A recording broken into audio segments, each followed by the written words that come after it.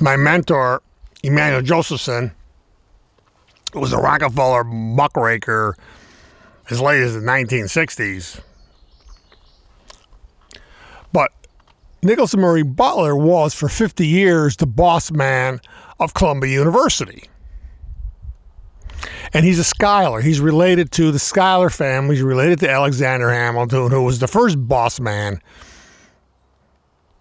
See, these people were inheriting positions based on their bloodlines, like royalty. So I said he's a Schuyler. Okay. Now, Nicholas Murray Butler founded a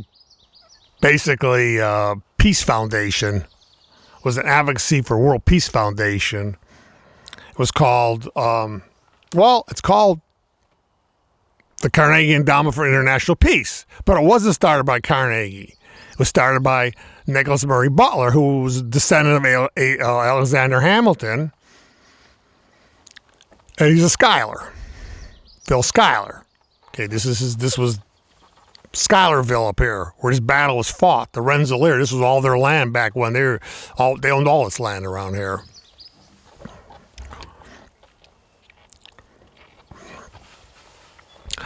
Now, keep in mind, now we go to the Warren Commission, Allen Dulles. Allen Dulles' brother, his more significant brother, was for 15 years chairman of the board of the Carnegie Endowment for International Peace. What had happened was Nicholas Murray Butler convinced steel-making titan Andrew Carnegie to contribute $10 million to the foundation.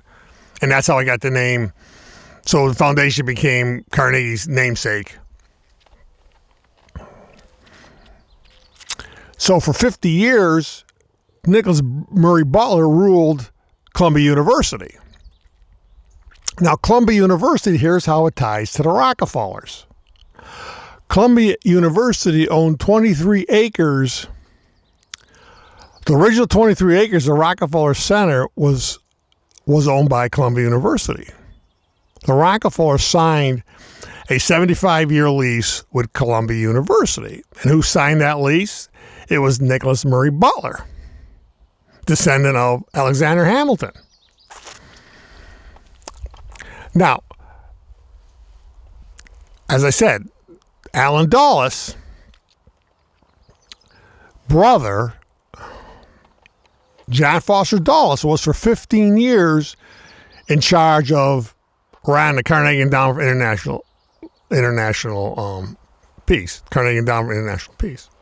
But what really was happening was the Rockefellers were using the Dulleses.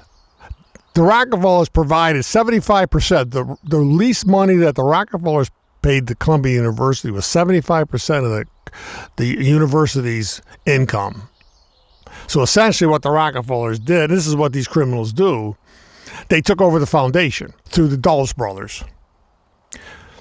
Now, the foundation board of directors was made up of who? David Rockefeller,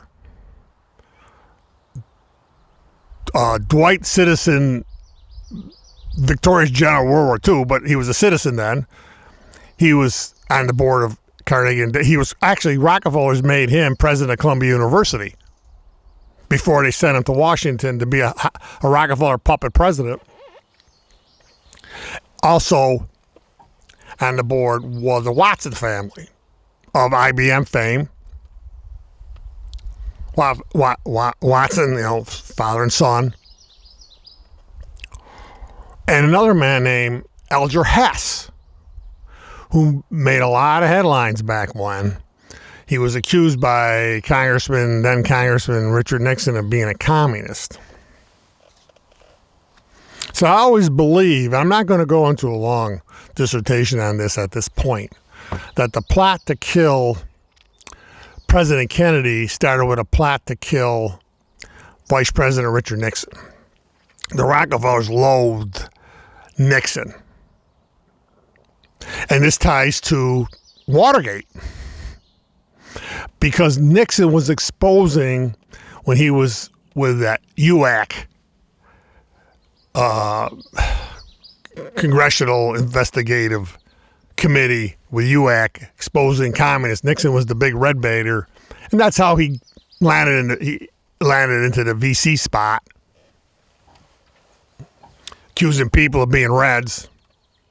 But Nixon, of course, he, pretty much put Elger Hess on parade of humiliation. And Elger Hess was running the Carnegie Endowment for International Peace, which had been really taken over by the Rockefellers. And what the Rockefellers were doing, they were taking over a network of foundations, of which the centerpiece was the Rockefeller Foundation. But it was a network of foundations controlled by various family members that the Rockefellers put in charge, like the Dulles family, the Bundy family, the Flexner family, Fosgate family,